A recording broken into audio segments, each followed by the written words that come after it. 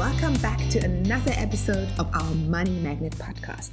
Today, we're diving into a topic that gets often overlooked when talking about our financial journey or one's financial journey, and that is analyzing and understanding your current financial situation, also known as status quo, before making any saving or investment decisions. Have you ever felt like you're stuck or unsure of where to begin when it comes to improving your finances? We have good news for you here. The best place to start is exactly where you are right now. Your status quo is not your ceiling. It is your launchpad. Well said, Alex. In today's episode, we are unpacking the power of understanding your current financial situation and using it as a foundation for our future. We'll cover calculating your net worth, accepting and assessing your current financial reality, the importance of starting small but thinking big, how to avoid the comparison trap and focus on your own journey. So grab a notebook, pour yourself a nice cup of tea or coffee, and let's dive right into it. So let's start by defining the term status quo. Alex actually checked that out. It's Latin for current state of affairs. And in our case, we're using it to refer to our current financial status. And this includes everything: your income, your expenses, your debts, your savings, and even your emotional relationship with money. You could compare your financial journey to a road trip. First, you mark your final destination on the map, and then you need to figure out how to get there. And just like a GPS can't give you directions without knowing where you're starting from, you can't plan your financial journey without understanding your starting point. And that would be your status quo. Now, the most straightforward way to measure your financial status quo is to determine your net worth, which is simply the difference between what you own versus what you owe. And here's the formula. So, add up all your assets. That is cash, savings, investments, property, and even smaller items of value like a car or jewelry. Basically anything that has a monetary resale value. And then you subtract all your liabilities, debts like credit cards, loans, or any kind of money that you owe to anyone else. Yes. So the result is your net worth. It can be positive, zero, or even negative. And guess what? It's okay if it's not what you hoped for. The point isn't to judge yourself. It's to understand where you're starting from. Your net worth, however, is just a single number, a momentary snapshot, if you will. Many of us avoid looking at our financial reality because it often feels uncomfortable or overwhelming or, scary. But here's the thing. You can't move forward if you don't know where you're starting from. And once you know that number, you need to accept it, as difficult as that may be. Because if you live in denial, you cannot move forward. Exactly. Acceptance doesn't mean settling. It means acknowledging your financial truth without judgment. This number does not determine your future. Only your mindset and actions will. And this one number isn't the whole picture either. You need to dig a little deeper here and ask yourself some hard questions. Are you living paycheck to paycheck? Do you have debt that feels unmanageable? Are you unsure where your money is going each month? Now, these questions are tough. I get it. But answering them honestly is a step in the right direction. Yeah. One way to access your entire financial reality is by creating a financial overview that includes all aspects, not just your net worth. This will also give you an idea of where and how you can save more. So here's how you can figure it out. First, work out your net worth, like we just explained. Then list all your sources of income, whether they're monthly, quarterly, or annually, and of course, how much it is. And last but not least, write down your monthly expenses. What are your fixed costs, like rent, insurances, or your phone contract? And how much money do you spend on food, fuel, or little treats here and there? Your so-called variable costs. Do you know how much that is? If you do, write down your monthly guesstimate per category. We do, however, strongly recommend tracking your monthly expenses for about 2 to 3 months by using either an app or a spreadsheet. Write down every single expense. Otherwise, you're only cheating yourself. It might be a bit of work, yes, but it will give you a clear and honest picture of your expenses. And if you truly want to get down to the bottom of things, this is the path to take. Yeah. Let's talk about accepting your status quo for a moment, whether it's positive or negative, because this part can be really emotional.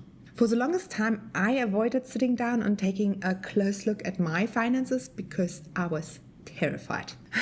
I thought I'd uncover this massive financial mess that would make me feel even worse. But when I finally worked up the courage to create my financial overview, thanks to you, Alex, I was actually positively surprised. Yes, it wasn't perfect, but it also wasn't the disaster I had imagined. I had much more savings than I thought, and my debt wasn't as overwhelming as I had feared. Yeah. That moment was such a relief and honestly a huge confidence boost. I remember that conversation with you. I know you were in a tough spot at that time, and this really, really highlights how powerful it is to face your financial reality. For some of you, your status quo might be positive, like Anna's. You might discover you're in a much better position than you realized. For others, it might be more challenging. Maybe your debt feels unmanageable, or you are living paycheck to paycheck, and it feels overwhelming. But that is okay too. Exactly. It's important to remember that accepting your status quo, no matter what it looks like, isn't about judging yourself or comparing your situation to someone else's. No, it's about gaining clarity. If your snapshot reveals a negative net worth, it doesn't define you. It just gives you a starting point. And if it's positive, then that's fantastic. It means you have a foundation to build on. And another thing to reflect on is your emotional relationship with money. Are you avoiding opening bills out of fear?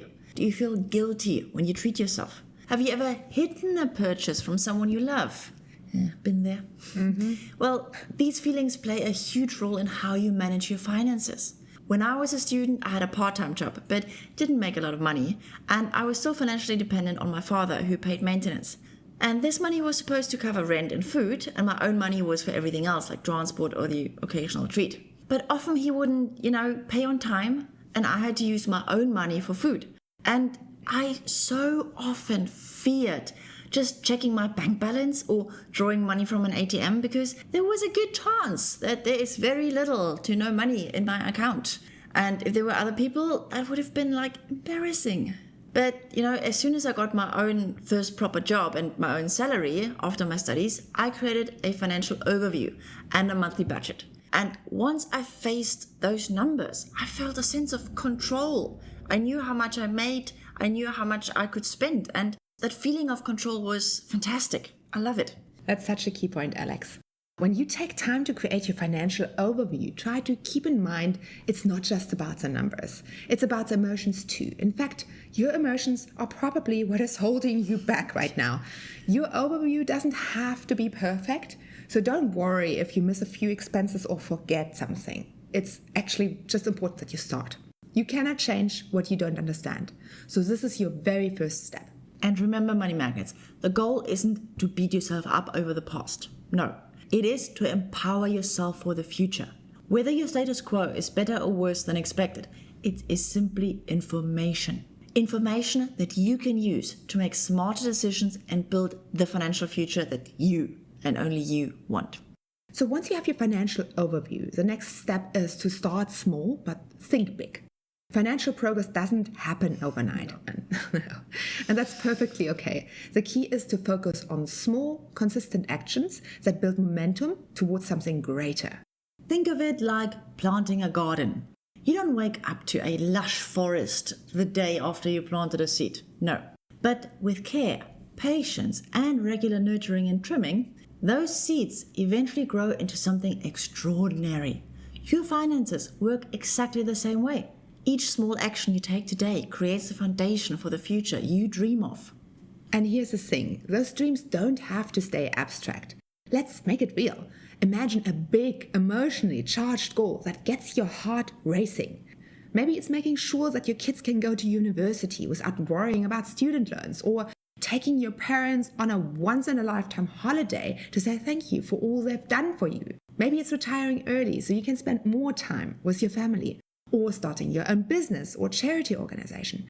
Whatever the dream is, let it be the motivation to move mountains. That is such a powerful way to think about it. But here's the catch. Big dreams need big plans, and those plans need to start with small, manageable steps. Let's say your goal is to send your kids to the best school in your area. First, figure out how much that will cost. Research tuition fees, books, and any extras that might come along.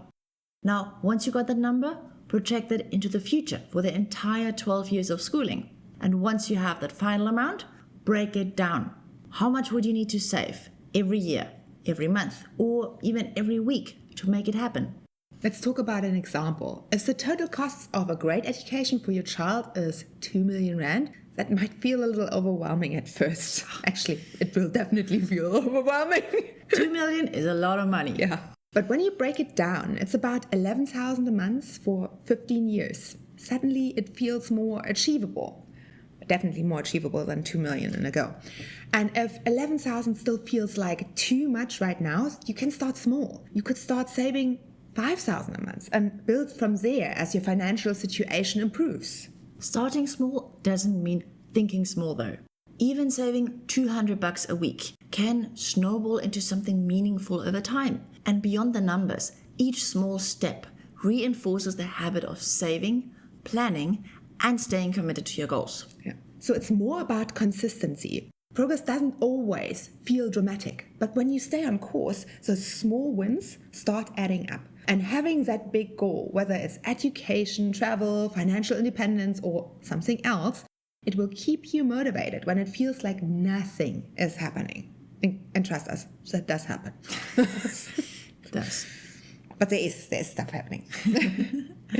Now, like every week, write down one small step you can take to bring your financial goals closer. Maybe it's opening a savings account, researching investment options, or, canceling any unnecessary subscriptions. Small steps lead to big changes, and you'll be amazed at just how much you can achieve when you keep taking those steps consistently. Let's talk about the comparison trap. In today's world, especially with social media, it's easy to look at someone else's financial success and feel like you are falling behind. You see people taking luxury holidays, buying new cars, or living in beautiful homes, and you wonder, why can't I have that? But, here's the truth. What you see is only the surface. You don't know how they got that money. Might be an inheritance, might have been a lottery win, who knows? Or they might have had an elite education and got a very well-paid job right from the start. You also only see the material wealth. That does not mean that they are living happy or even content lives. Comparing yourself to others is pointless because everyone has a different starting point. You should only ever compare yourself to your past self. How much have you achieved in the last year? How much have you grown financially or as a person over the last 5 years? Absolutely, and you don't know if they're living from paycheck to paycheck either. A friend of mine recently confided in me that she felt inadequate compared to another friend who seemed to be financially really well off. She was questioning her own progress because she didn't have that flashy lifestyle. But what I told her was this: you never really know what's happening behind the scenes. That friend might spend every cent she earns living paycheck to paycheck with no savings for the future, even if she tells you otherwise. People do lie sometimes. They do, yeah. Yeah. So on the outside, it might look like she is thriving. And we hope she does. Don't get us wrong. But she could be setting herself up for financial stress later in life. Now, this might not be the case. But what is fact is that comparing yourself to another person is natural. But it does not necessarily help you to improve your personal situation. Oh, no. And that is such an important point. When you compare yourself to others, you risk acting out of fear rather than logic. You might feel tempted to, keep up by spending money on things that you don't actually need or worse, can't even afford, just to feel like you're on the same level. But here's the thing. Your future self deserves better. Imagine reaching a point in your life where your money works for you, where you have the freedom to live without relying on a paycheck. That will never, I promise you, never happen if you spend impulsively or let fear guide your decisions. Yeah, I get it though. It's hard. Yeah, saving money can sometimes create this fear of missing out, like you're depriving yourself while others are living it up. But what if you reframed it? What if you thought of savings as a gift of giving to your future self? Instead of focusing on what you're missing out now, imagine the freedom, security, and joy you're building for later. Maybe it's retiring early. Maybe it's traveling the world, or simply knowing you'll never have to worry or stress about money ever again. That would be good enough for me. Definitely. Yeah. Now let's talk about the people you surround yourself with. If the friends you hang out with make you feel less worthy because you're not spending as much as they are, it is worth reflecting on that dynamic. True friends will respect your choices and cheer you on for making decisions that align with your goals. If they don't, it might be time to seek out relationships with people who uplift you and inspire you, not those who make you feel like you're falling short. So one way to escape the comparison trap is to focus on your own journey and celebrate your wins, no matter how small they might seem. Did you stick to your monthly budget? That's a win. Did you save 500 more than you did last month? Another win. Did you pay off your credit card? Wow, that's huge. These milestones are worth celebrating because they represent progress, step by step. And progress is what leads you to long-term success. To help shift your mindset, take a moment to write down 3 financial wins you have achieved in the last month. Maybe it's saying no to an unnecessary purchase, setting up a safety fund with a goal of saving, let's say, 3 months worth of salary, or even just committing to tracking your spending. Reflect on just how far you have come, rather than think of how far you still have to go.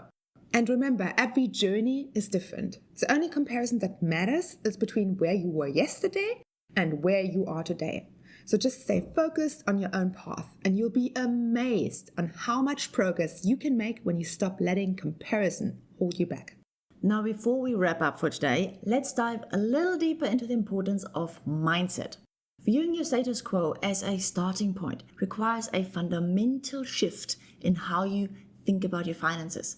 Instead of seeing challenges or limitations, start reframing them as opportunities to grow. Absolutely. I used to feel paralyzed by the thought of confronting my finances.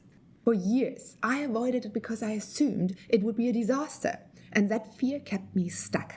But when I finally sat down to take a closer look, I realized my situation wasn't as bad as I had imagined it. That shift, so moving from fear to curiosity, opened up a whole new world of possibilities.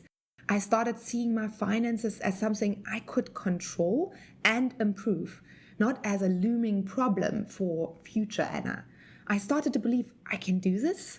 This is so relatable for me. I remember a time when I had some small savings, but kept telling myself that it wasn't enough to make a big difference, so why bother in the first place? But that mindset held me back for years. And when I finally learned about the power of compound interest and consistency, it made a huge difference.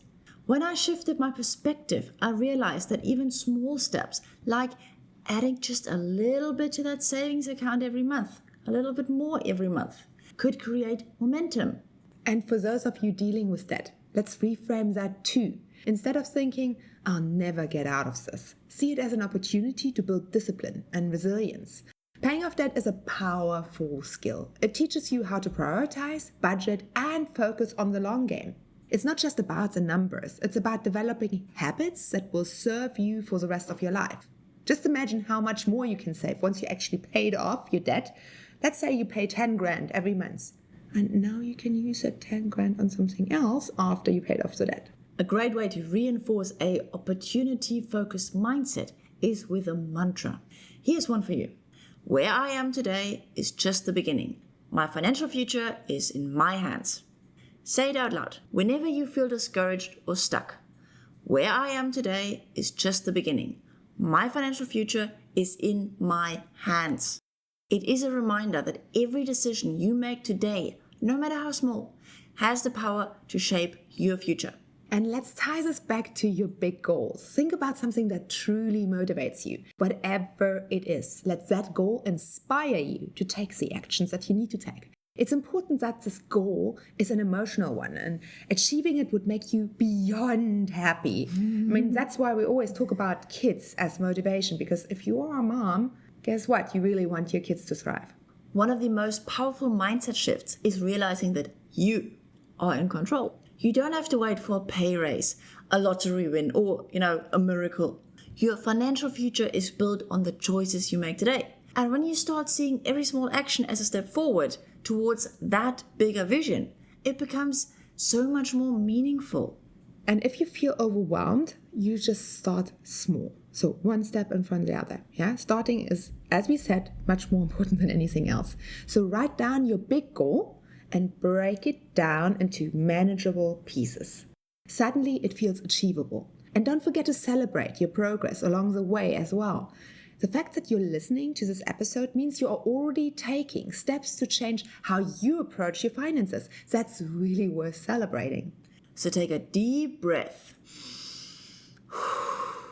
and remind yourself, today is just the beginning. Your financial journey is in your hands. And with the right mindset, you can create the life you want, step by step, day by day. And that's a wrap for today's episode, Money Magnets. Remember, your status quo is not your limit, it's your starting point. So every small step you take today brings you closer to the financial future you deserve. We'd love to hear from you. What's one action you are taking this week to move forward financially? Share it with us on Instagram using @MoneyMagnetCPT and #StartingPoint. And also don't forget to like this episode if you found it valuable and subscribe to our podcast so you never miss an episode. Until next time, keep aiming for the stars, building your financial future one step at a time. You deserve it because you are a Money Magnet!